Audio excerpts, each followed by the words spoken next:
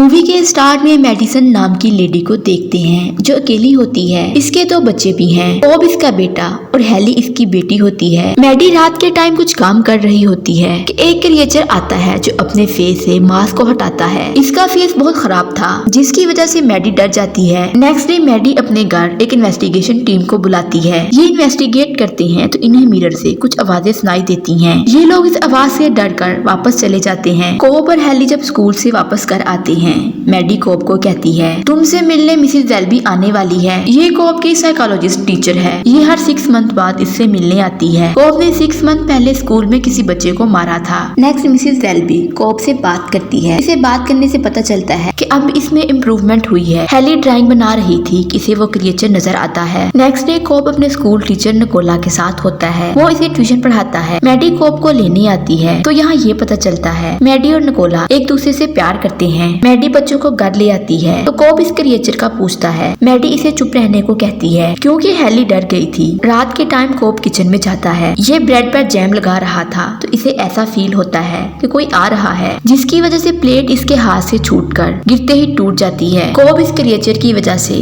डर गया था। अब इसका पाँव टूटी हुई प्लेट पर लग जाने की वजह से जख्मी हो जाता है। कोब रूम में आकर मैडी को जगाता है तो हेली कहती है वो फादर की सोल थी। नेक्स्ट डे मैडी इन दोनों को स्कूल भेजती है। इनके जाने के बाद मैडी गार्डनिंग कर रही थी। फिर वहाँ एक आदमी आता है जिसका नाम एटी था। वो इसे कहता है कि मैं गेम सेट की तरफ से आया हूँ। एटी कहता है कि आपका घर गिरवी रखा हुआ है।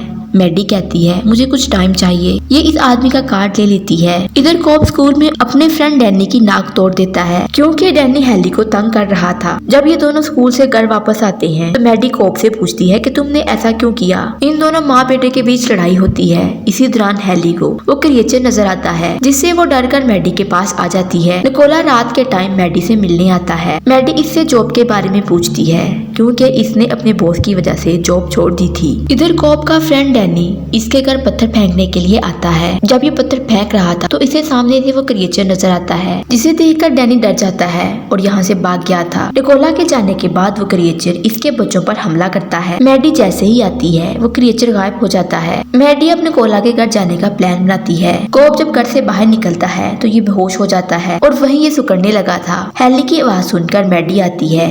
ये कोब को उठाने की कोशिश करती है मगर अब हेली की कंडीशन भी कोब जैसी हो रही थी। मैडी जैसे ही कोब और हेली को घर वापस लेकर आती है ये दोनों ठीक हो जाते हैं। नेक्स्ट डे मैडी इन दोनों की बीमारी को सर्च करती है जिससे इसे और बहुत सारे केसेस देखने को मिलते हैं। गेम सेट से दोबारा एटी आता है और घर को खाली करने की बात करता है। मैडी दोबारा सोचने के लिए टाइम मांगती है। इसके जाने के बाद निकोला आता है। मैडी के घर में जो कुछ भी हुआ होता है निकोला इसकी वजह से इसे बात करना छोड़ देता है। इधर मैडी वॉशरूम में देखती है कि मशीन खुद ही चल रही थी और घर के सारे डोर भी खुद ही लॉक हो गए थे। निकोला मैडी के घर से चलाने की आवाज सुनता है। वो क्रिएचर मैडी पर हमला करने के लिए आता है। मैडी लॉन्ड्री का डोर खोलकर कोब और हेली के पास आ जाती है। क्रिएचर हमला करने के लिए इनकी तरफ बढ़ता है कि वहीं निकोला आ जाता है। इसके आते ही वो क्रिएचर गायब हो गया था। निकोला अब मैडी की हेल्प करने का सोचता है। मैडी निकोला को बताती है मैंने सब ट्रीटमेंट करवा कर देख लिया है मगर इनसे कोई भी फायदा नहीं हुआ। मैडी इसे सारी स्टोरी बताती है कि क्रिएचर के आने से पहले एक लाइट ऑन होती है और जाने के बाद एक ऑफ हो जाती है।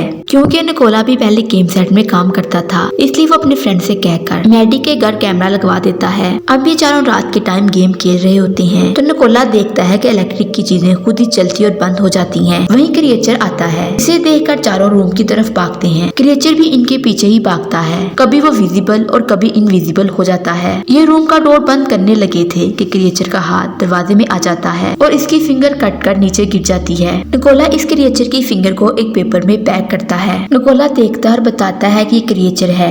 मैडी कैमरे में देखती है तो इस क्रिएचर के ड्रेस पर कुछ लिखा हुआ था। क्रिएचर के ड्रेस पर गेम सेट लिखा था। मैडी गेम सेट को सर्च करती है तो इसे पता चलता है ये ह्यूमन पर अप्लाई करती हैं, जिसकी वजह से वो निकोला पर गुस्सा होती है। निकोला बताता है मैं इसमें काम करता था मगर गेम सेट वाले गवर्नमेंट ह्यूमन पर अप्लाई करते थे और ये प्रोजेक्ट अभी कंप्लीट नहीं हुआ और इस प्रोजेक्ट को पूरा होने में 40 साल रहते हैं। निकोला ये भी बताता है जो तुम्हारे घर आता है वो 40 साल से पहले आ रहा है। हम ये दोनों शर्ट पर लिखे कोड को देखकर सर्च करते हैं तो फिर कैंप साइट की लोकेशन ओपन हो जाती है। मैडी को लगता है ये लोग हमारे घर पर कब्जा करना चाहते हैं। अब निकोला और मैडी ये फैसला करते हैं कि अब भी कोई कैंप साइट की तरफ से हमारे घर में कोई आएगा हम इसे मार देंगे। ये घर में स्लैब लगाते हैं, जमीन में लकड़ी के टुकड़े के साथ कांच के टुकड़े भी लगा देते हैं और लकड़ी के टुकड़े पर कपड़ा डाल दिया था। मैडी कोब और हेली को बेसमेंट में छुपा देती है। निकोला इस क्रिएचर पर हमला करने की कोशिश करता है मगर क्रिएचर निकोला को ऊपर उठा लेता है और मैडी पीछे से आकर क्रिएचर पर हमला कर देती है।